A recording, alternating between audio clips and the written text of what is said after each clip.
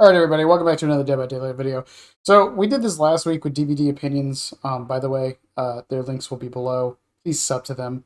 And I thought it was interesting since I like to talk about killer design and all of these different kinds of things as far as how the powers work and whatnot. So, I thought we would keep doing this where we do one reaction a week to this. Once again, please sub to them. Their content is great. I love watching these. I've only watched a couple off of this. A lot of these are my first impressions. The fact that they have 600 subs is fucking criminal, and you guys should definitely go watch them. But yeah, DBD Balance and Beyond, they'll be below. As always, though, we're not here to be mean to them or anything. We're here to genuinely hear out what they have to say about the idea of reworks. The Nemesis one we did last week, we kind of disagree with a lot of the base power changes. The add-ons, though, cool shit. So we'll see how this goes. With the release of the 7.4 patch, amongst many other things, Behaviour attempted to rework the Trickster. Whilst with this patch they made many adjustments, I'd argue to viewer that they made very few changes. Pre-patch, the Trickster was a killer that couldn't compete with his fellow ranged counterparts, had a low skill ceiling, and was disliked by the majority of survivors. Which I would say he's basically the same as he is now, like he said. I think Trickster's biggest problem is he's just, when he works, he feels extremely oppressive. And I think that's the issue. When he doesn't, he feels very weak. He's a feast or famine character, and those are almost never good in any game. I'm hoping he goes into this, but I really do think Trick Blades in some way, shape, or form should be part of base kit for Trickster. Just a me thing, though. I've said this before. After the patch, he's a killer that can't compete with his fellow ranged counterparts, has a low skill ceiling, and is still disliked by the majority of survivors. Despite Behaviour's best efforts, I feel like this character still suffers from many of the same problems he used to, and at some point his design will need to be revisited. For now, I want to throw my hat into the ring, and present a rework concept that would modify his knife throwing, main event, and add-ons, all in hopes of creating a more powerful killer. Main event, I think, is another thing. I still... The current way it works now, where he just gets it after... What is it, like 8 knives? I think he gets it after an injure state, basically. It's just... I don't think it's good. I like that they tried to incorporate it more into the base power, but I don't think they did it in a good way. I really don't know how they could rework it, though, if I'm being perfectly honest. But we'll see what they have. Add-ons, I think Trickster's add-ons are fine. They're a little boring, but they're fine. At least they're useful, you know? That's more fun to play as and against. A quick preface before we start. I developed this rework concept before the release of Behaviour's 7.4 patch, and so I'll be making some changes that are simply reverting Trickster back to his old self. It didn't feel right putting them in as part of the rework, given that I'm just hitting the undo button. The changes that I'm reversing are as follows. His movement speed will return to 4.4 meters per second. That is another thing. Him being a range killer, it's 115. I understand to a degree why they did it. I don't think it should have been done, though. Yeah, I think it really was a mistake. I think it gives him way too many options. His terror radius will return to 24 meters. The survivor's laceration meter will return to 6 stacks, i.e. it will take 6 knives for a single health state. 30 charges are required to activate the main event. Main event now lasts for 10 seconds. Combos will no longer contribute to main event's duration. These changes are simply partially returning the Trickster to his pre-7.4 state, although some changes have remained, such as the recoil removal and standardized throw rate. With all that out the way, I do think the recoil removal was a good thing. I like... It's such a silly thing for a game like this. I don't think recoil has any part in it. And, you know, it's just like, it just pigeonholes console players, and there's a lot of things wrong with just adding recoil. I think removing it was fine. let's talk about actual reworking. Firstly, we need to talk about knife throwing. This aspect of his power is the meat and potatoes of the Trickster's gameplay, and it can frustrate both sides in different ways. On the killer's side, the requirement to fill out the laceration meter can lead to many instances in which survivors are left close, but not quite injured or downed because their meter isn't entirely full. These instances can happen at crucial moments and regardless of your performance as a killer. Overall, this leaves him in a state that's weaker than his fellow ranged counterparts. On the survivor's side, this killer's zoning potential combined with the lack of cooldowns means that holding W is often the best counterplay.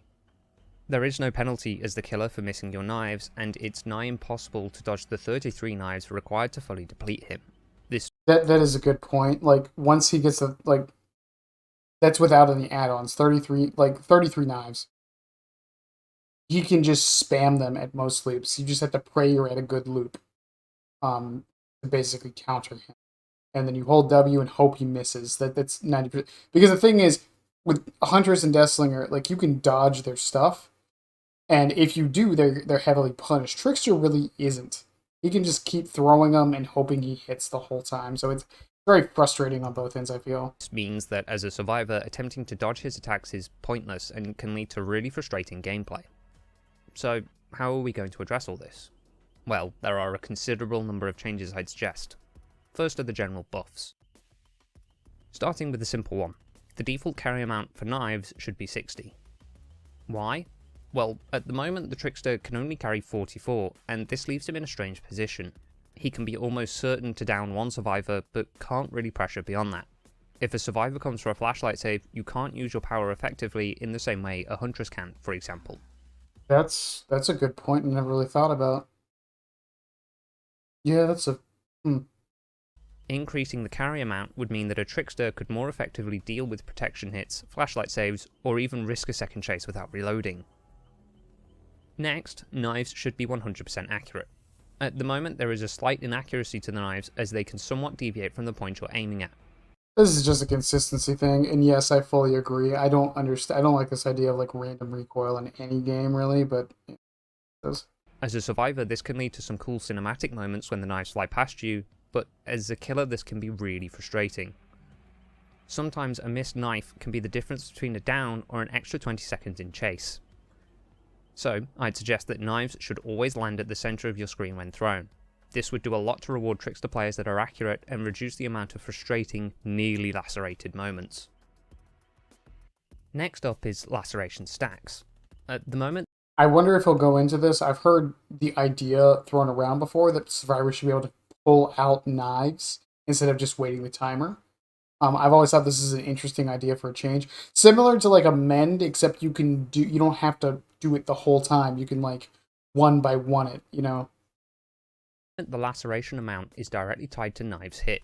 1 point of laceration per knife that hits a survivor.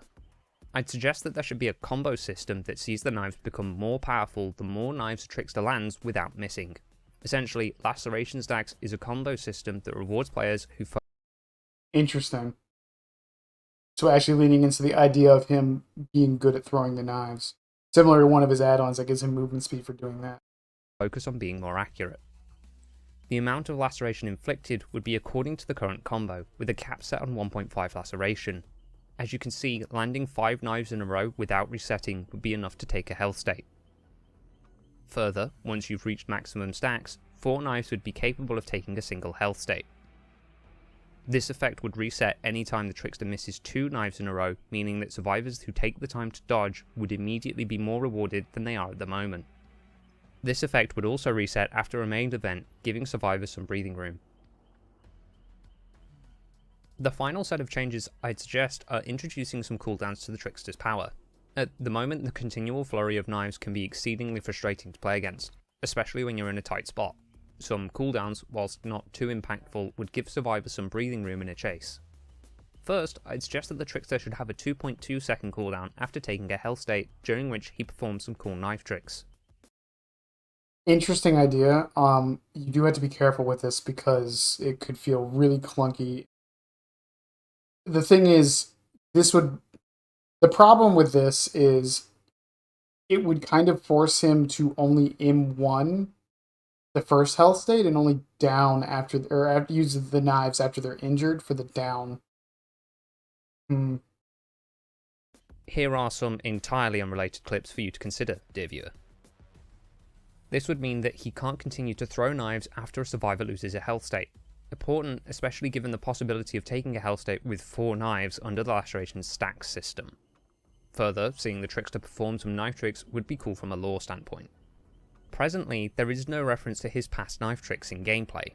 His lore references it, and some add-ons reference it, but nothing in the gameplay itself shows him performing these knife tricks.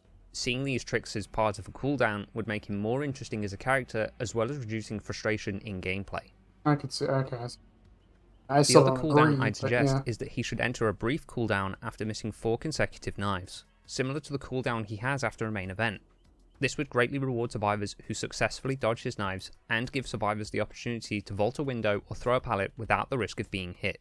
A simple Okay, I don't like the one with the interstate. This one I kind of like because it's punishing you for missing. I would make it maybe 6 instead of 4, but I like this.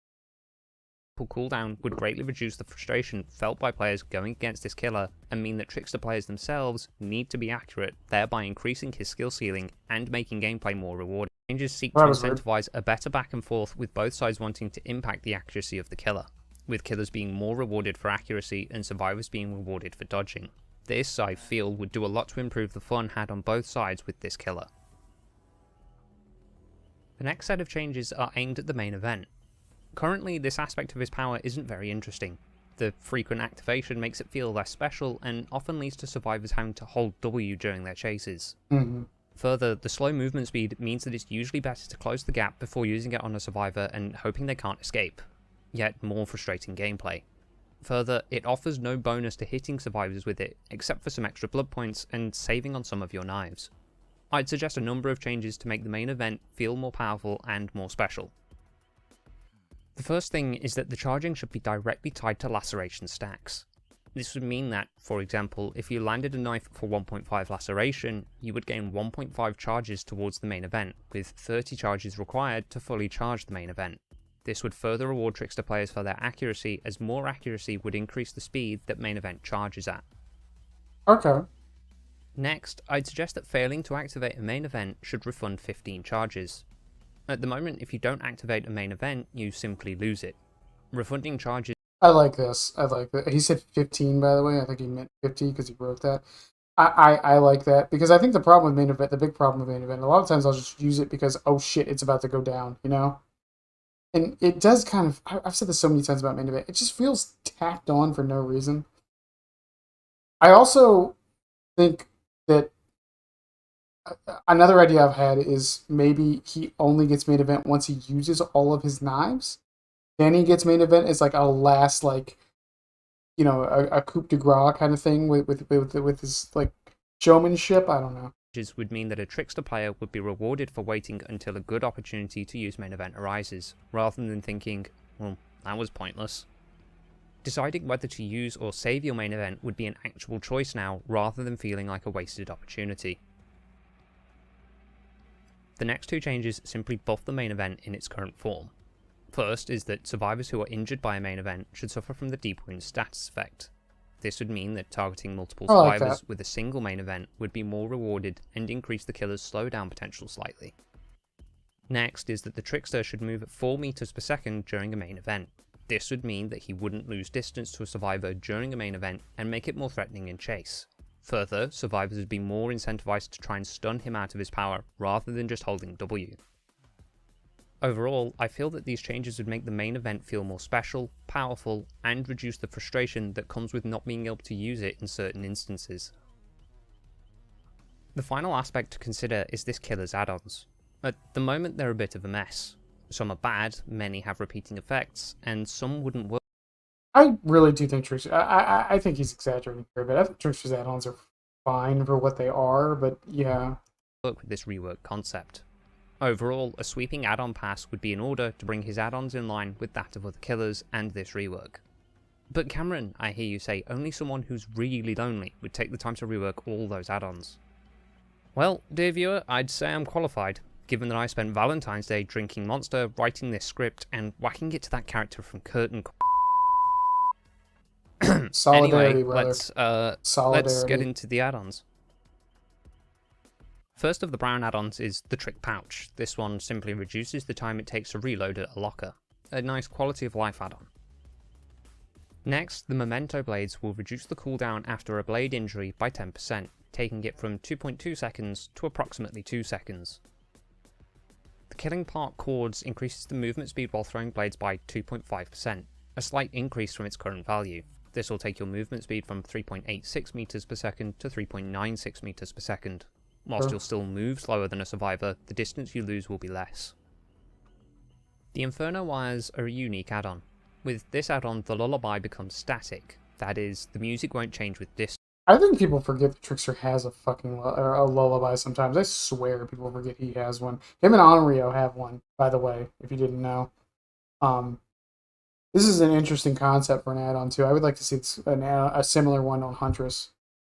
It's not guaranteed to give you the drop on survivors, but it may throw them off on occasion. Starting off the yellows is the Tequila Moonrock. This one increases the duration of main event by 50%, taking it from 10 seconds to 15. Whilst this is situational, it could have some good chase or snowball potential. The on-target single reduces the post-main event cooldown by 30%, taking it from 5 seconds to 3.5 seconds. This will help greatly with following up from a main event in chase. The Lucky Blade will increase the time it takes for survivors to mend their deep wounds by 4 seconds. By default, deep wounds is only inflicted during a main event, meaning this has some slowdown potential if you spread the damage. G-Wounds Autograph increases the time that the main event stays primed for by 10 seconds. This will take it from 30 to 40 seconds. Essentially, you'll have some more time to make use of the main event before it's gone and charges are refunded. The Caged Heart Shoes increase the Trickster's movement speed while he's out of knives by 5%. This would take his movement speed from 4.4 meters per second to 4.6. This would also mean once you run out of knives, you don't have to like immediately go, well, I guess I'll go to a locker now, and then you lose the chase. That would be... Essentially, you still have some chase potential as an M1 killer if you run out of knives. The Waiting For You watch simply allows you to maintain laceration stacks after a main event, meaning that you won't need to build them up again. They'll be waiting for you after the main event. The Ripper Brace hasn't been changed, it still increases the time before laceration begins to decay. Melodious Murder has been buffed to receive the old effect of the Death Throes compilation. Given that 30 charges are required for a main event, this add-on will reduce the downtime, but only in certain instances. The Fizz Spin Soda increases the Trickster's movement speed during a main event by 5%. This takes the movement speed from 4 meters per second to 4.2. This means that with the add-on selected, you'll be able to gain distance on the survivor slightly during a main event, giving it some good chase potential. The Bloody Boa increases the knives available to the Trickster by 12, taking the default carry amount to 72 knives. This would improve the potential for follow-up chases and reduce the need for the Trickster to reload so often. The Trick Blades have received a complete rework. They make it so that it takes longer to build up laceration stacks, but also that they're more difficult to lose. This way, a Trickster is able to play more risky when they've built up their stacks. And once again, I still think Trick Blade should just be base kit. Like, I've said this so many times. Make it so they do half a laceration stack instead of a full one or something, but make it a base kit. I think it plays into his character more, his theme more, and has skill expression to it. Just a me thing. The Edge of Revival album hasn't been changed. The only additional information is that hits with shattered blades won't increase laceration stacks, but laceration stacks will be accounted for when applying the 50% penalty from this add-on. The Diamond Cufflinks haven't been changed given that they're already a very decent add-on. The Cut Through You single has been reworked given that it was very niche previously. Now it allows for regular knives to apply deep wounds rather than just blades thrown during main event.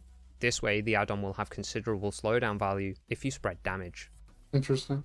The Iridescent Photo Card has been reworked. Now it provides stealth to the Trickster when main event is primed.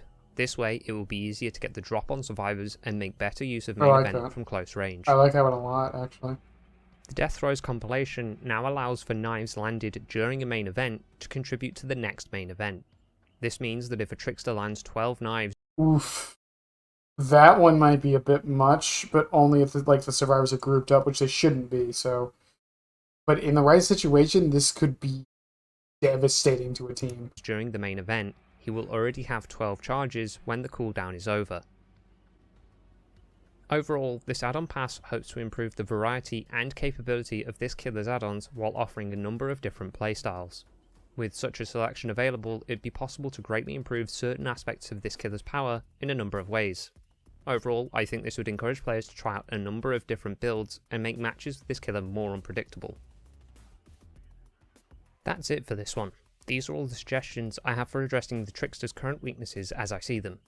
Let me know what you think. Leave a comment, send an email, make a forum post and send a link. Whatever your ideas are, I want to hear them. I don't make this video to declare my ideas as gospel or something, I just hope to maybe inspire some conversations. By discussing our ideas and putting them together, we can get that bit closer to making DBD the best version of itself. Thank you very much for watching, dear viewer, and I hope to see you in the next one. For real, like and sub. There's my video. Attempted to rework. Go watch that one as well. Link for it will be below. But I mean, going over this, like I think the idea of giving him more blades so he doesn't have to reload as often and he can go around the map more and kind of like pressure more survivors at once. I think it's a good idea. Making him 110 again, I think, is a great idea. Main event giving deep wound, really cool idea. The combo system, I like that. I actually do like that. Rewarding him for hitting multiple knives in a row. The whole like cooldown thing, I think, is something we need to be careful with. Same with like the injury thing. I think that shouldn't be a thing at all. Because it'd be very, once again, I think it would just encourage the Trickster to try and make sure you're always injured, and that would be the only time he really uses. And I've talked before, like I've said it like multiple times during this video, but you know, I really do think Trick Blades should just be base kit at this point. I really do think it just makes sense for his character in so many ways. Any case, you know, let me know what you guys thought of the video. Once again, please sub to DBD Balance and Beyond. Please. They're criminally underrated. We'll be watching more videos by them, obviously, but yeah, they're killer reworks. While I don't think they're perfect or anything, they're nice. They're nice to think about, and something that a lot of people aren't really doing, especially with the add-on changes. Once again, that was another thing with the add-ons. I think like the Eerie add-ons, like I like the photo card. I like this change. This is a very interesting change. Making the Trickster into like kind of like a pseudo stealth killer when he's at his max is really interesting. The other one, the compilation, I think would be problematic in certain situations, but you know, it's an Eerie. I think it can do that. But as always, I love y'all. I'll see you in the next one, and yeah, bye.